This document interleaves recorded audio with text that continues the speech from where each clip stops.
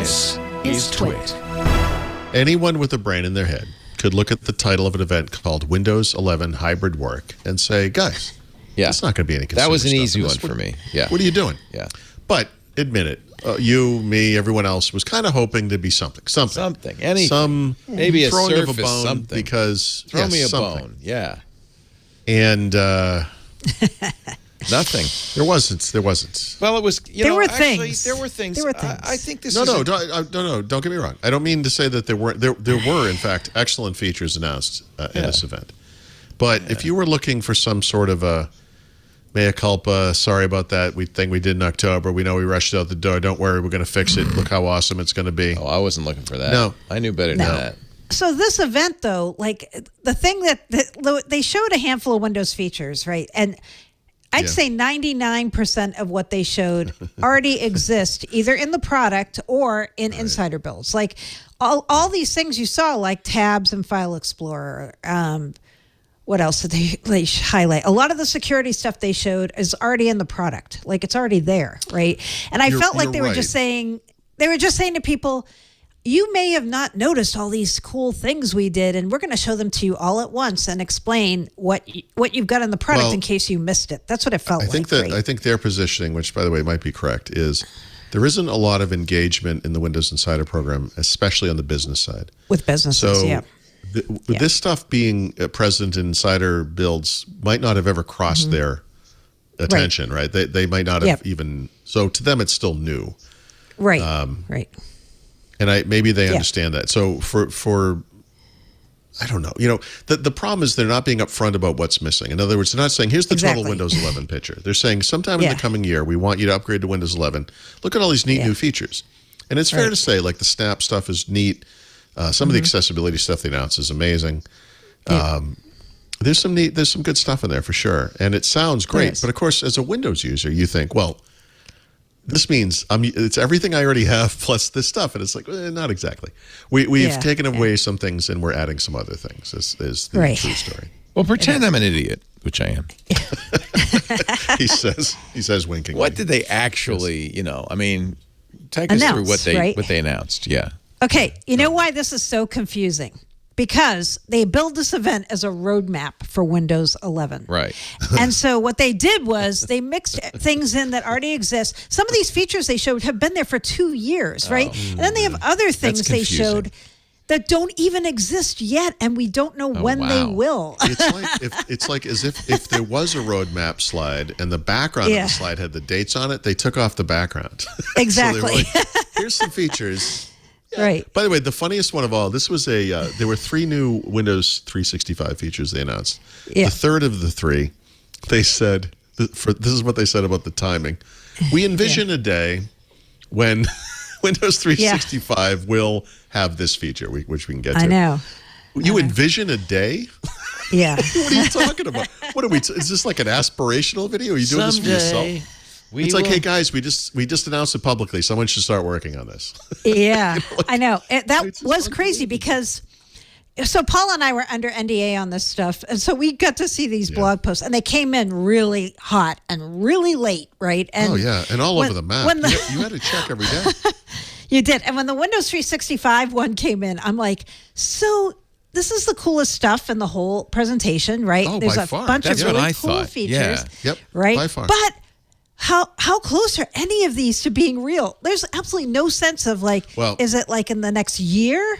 Like I'm not defending later? them because they were vaguer than with Windows 365. That was the vaguest part of it of all. But to their not to their credit, to defend them, this is not something that businesses have to adopt to get. They push this to the cloud and it happens. So whenever these features arrive, like you will just get them. You could, as an IT admin, probably Guess what? No. I thought that too.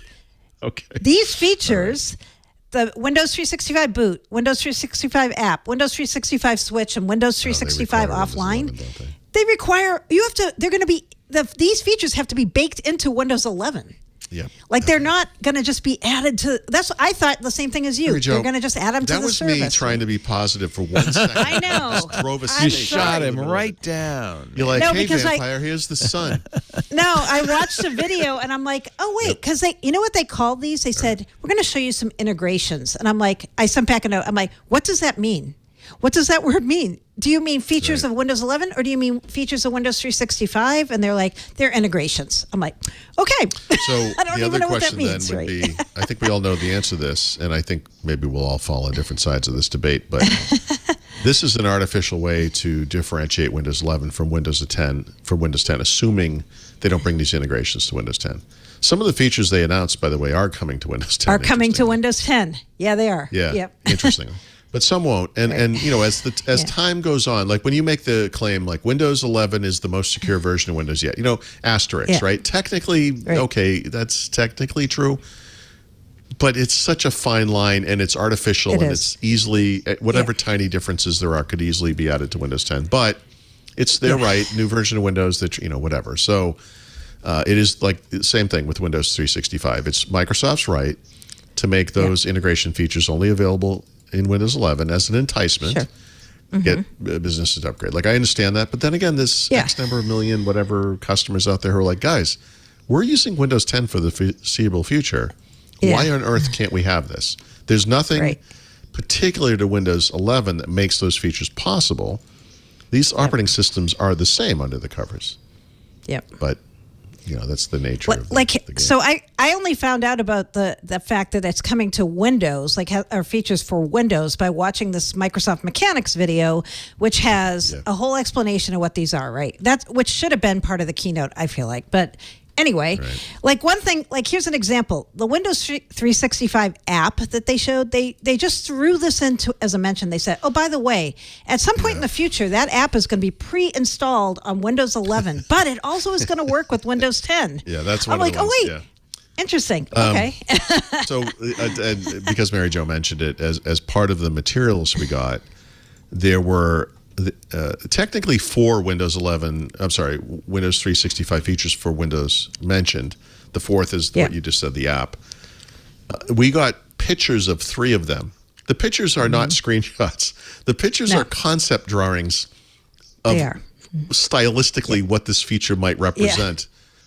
We didn't even get one of those for the app, right? So, which further begs the question: when do you don't even have a prototype of this thing available? Like you just showed us a cartoon instead of the thing. We don't. Like I'm not kidding you, Paul. We don't know the year these are coming. Well, it may not even be this year.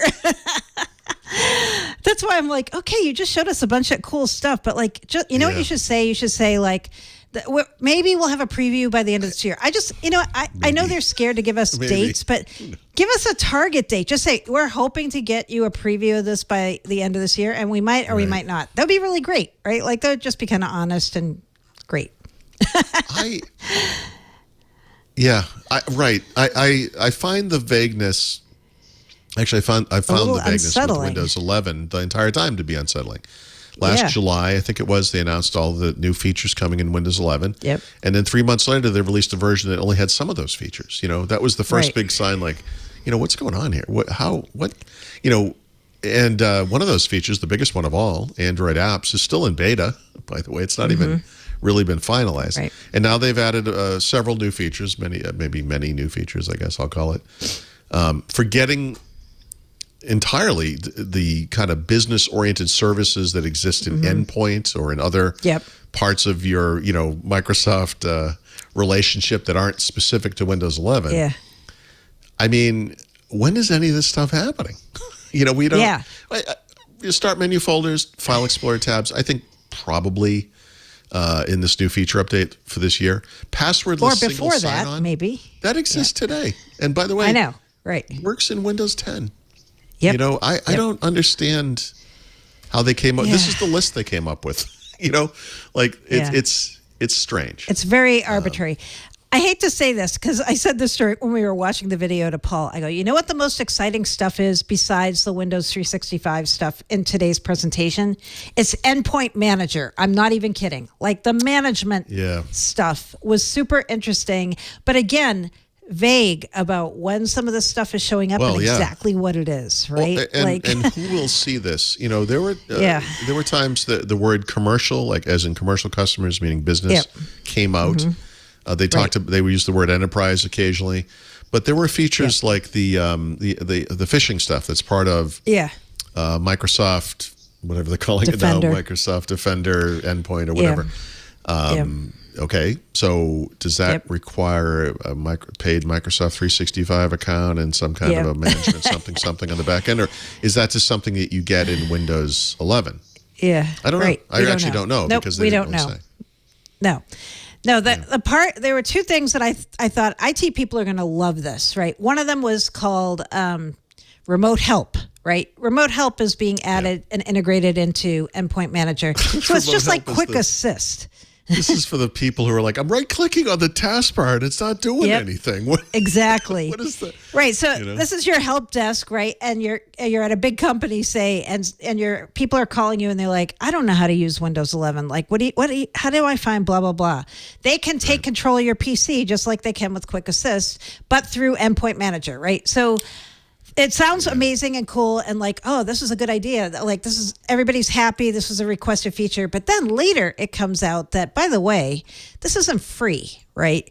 In fact, it's really not free. It's $3.50 per user per month on top of E3 or E5. That is really expensive, right?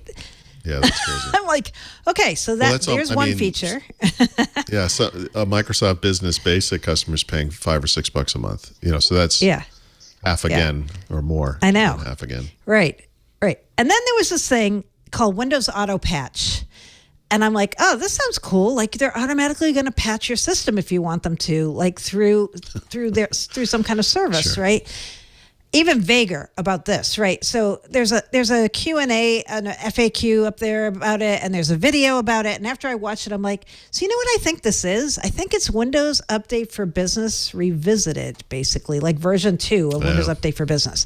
Like it puts your users in rings, helps you organize how you roll features out to people to make sure they work in your organization. I'm like, that's good, but like, so is it just a new name for Windows Update for Business, or is there more, right? And it was so vague, I couldn't really tell. This will come. We're going to talk a little bit later about a new build that came out today, and this issue gets raised there as well. But there were two moments in this presentation where they said something, and I was like, "That's not what that thing's called," Yeah. And one of them was this. There's an interface in Windows today called Task View, and why is it not in this article? Maybe I'm the wrong one. They referred to it as, I think they said, the switcher. And I was like, switcher. Or task switcher. I'm like, task switcher. Yeah. Like, that's not the name of that thing. And then they also mentioned with File Explorer this notion that it has a home page. That's like a home page? But actually, the rationale behind that becomes a little obvious when you figure out what's happening here. But what File Explorer has is a default view. That's what I would call it. And the default view is something called Quick Access. I don't like Quick Access, so I turn that off and I let it go to computer, what used to be my computer or whatever. In a future version of Windows 11, there's actually going to be a third choice, which is your OneDrive, which is actually kind of interesting. I'd like to see an arbitrary folder be the choice as well, but okay. Anyway, they're slowly moving in that direction. It turns out they're not changing the name of Task View. That's the name, but they are. We found out today in this new build changing the Quick Access View to be called Home, and they're now referring to whatever you set as your default view as a home page. And the reason they're doing that is because pinned items in Quick Access, which, bear with me, the three people on earth who know exactly what I'm talking about, are now called favorites, which is what they call bookmarks in Microsoft Edge. So Microsoft Edge has a home page, right? And it has favorites, and now so does File Explorer in Windows 11, or soon will, I guess. So they're kind of changing a little, some of the names and not some of the other names. But they kept throwing out these terms, and I'm like, that's not what those things are called. I don't know why they keep using those terms, but they are changing some of them. Yeah. The other thing I'm going to quibble with is I saw a lot of write-ups of the event that really honed in on some of these, quote, AI-powered features they're showing. The voice like clarity. The dead eye view. The eye contact where it does Dead something eyes. so that your eyes always look like they're on the camera, even if you're looking down. I'm like, oh, wow, okay. If you Automatic were ever framing. wondering what someone looked like when they turned into a zombie. Yeah, pretty much, right? feature. Automatic framing. You get up from your desk and the camera reframes the picture, like they just talked about recently with Surface Hub, right? There's all these really cool, like, futuristic things, and I'm like, oh wow, they're going to add this to Windows. Then it turns out, but it only is going to work on PCs that have neural processing units. I'm like, okay. Right. And do any remind PCs everyone how have many this? of those exist today. So, I think there is Two. one. Oh, two. There's okay. two. Yeah. Okay. Surface Pro X, the new Surface Pro X has it, and I think they said they're going to add it to the Studio that they just announced at some point, I believe. And then there's some Lenovo PC that has it. But I'm like, Yeah, that was and they just said, announced. and That's someday everybody's going to have X13 this, maybe. right? Yeah. Someday everyone's going to have this. I'm like, yeah, but when? Like, you're adding this stuff to Windows and telling people they can get it, like, immediately. Someday, right? every computer was going to be a tablet PC. That never happened. Right. And Right. I mean, there's all these, some days everyone will have. Someday, every PC is going to have a Pluton processor. They showed up a group of OEMs, PC makers that are partnering with them. One of them was the one that said, we're not doing it. Right. Like, I don't know. I wouldn't rely on someday as when it comes to this kind of stuff. Yeah, I guess my biggest takeaway from this event was after you watch it and you watch the breakouts, you still don't have a good sense of what's coming when and what all the dependencies are for all these different things they showed at a very high level. Like, even when you drill down and take time, like there's an asterisk that says hardware dependent, and then you find out somewhere on some other page, you need a neural processing unit. Okay, right. It was a little deceptive, I felt like. Yeah. I did. Yeah. Well, the good news is I think Qualcomm's going to build NPUs into their processors. Yeah. Because, they power 99% of the computers on Earth. Right. Windows PCs. In our world. I don't know. Yeah. I would like, this is we talk about this communications issue a lot when it comes to Windows, unfortunately.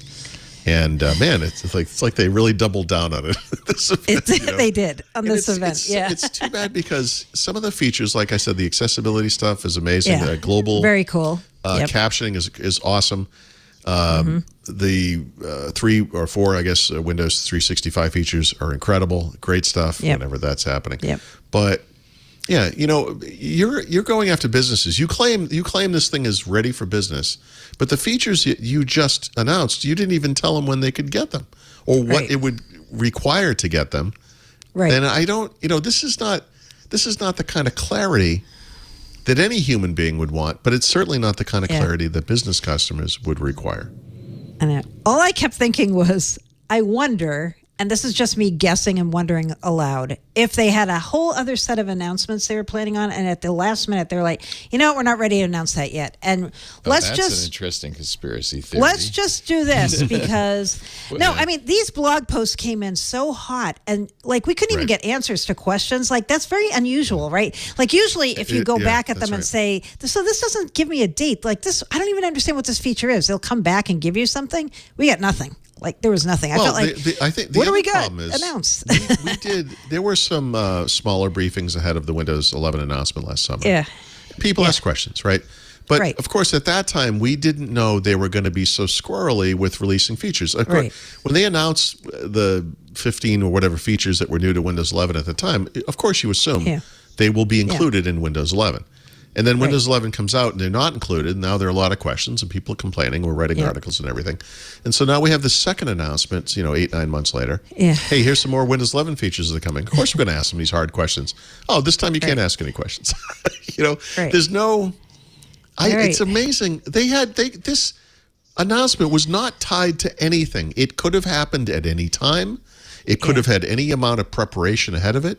We very easily could have had a virtual Teams meeting with 100 people on the call, people asking questions, but they didn't do that. And I find it very odd.